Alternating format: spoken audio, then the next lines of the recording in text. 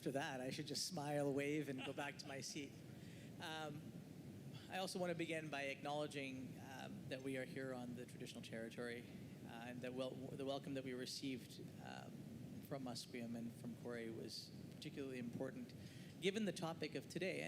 And you know, following Nikki is always tough because Nikki gets to talk about all the amazing things that she's doing, and Nikki's just a great speaker. But let me try and share with you a couple of thoughts. The work that tonight represents, really, if you think about this, breaking bread and building bonds, could not come at a more important time in the place that we are in as a country and as a society. And, you know, I think about the work that Yusuf and Tariq have done, that they have been joined in with people like Rabbi Bregman and so many others in this room. It is an act of love to bring people together, and is an act of urgency to bring people together when times are tough. These are the times when it is easiest for us to retreat to our corners, to become tribal in our outlook, and to say we're going to take care of our own.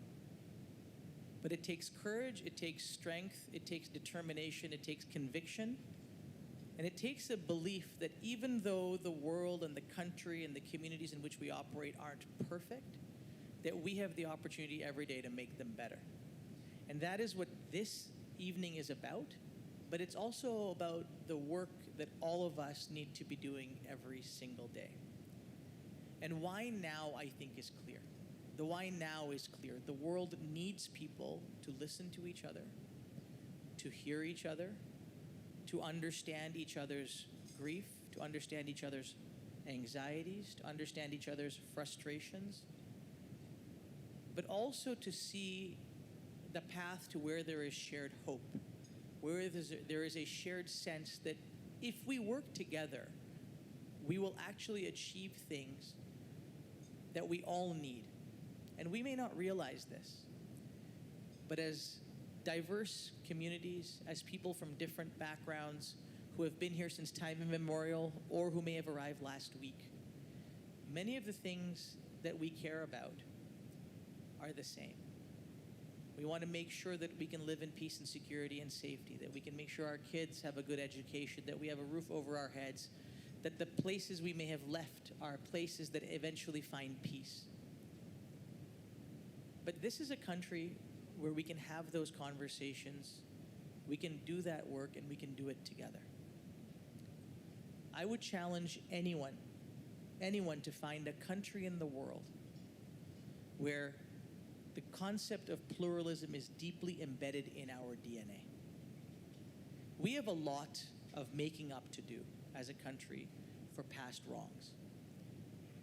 The fact that we've acknowledged that is important. The fact that there is still work to do is an important recognition.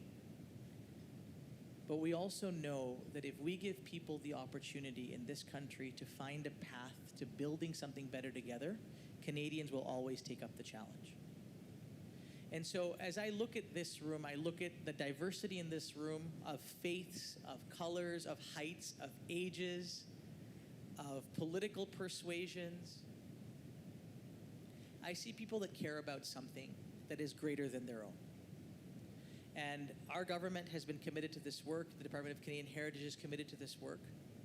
And I, as the Member of Parliament here, as many of you know, am deeply committed to this work because fundamentally, our obligation as people in positions of authority in our communities or positions of respect in our communities is to be the people that show that in difficult times we can break bread together and that we can build bonds together.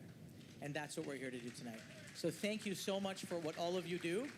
Keep doing it and don't give up, especially when times are tough. Thank you.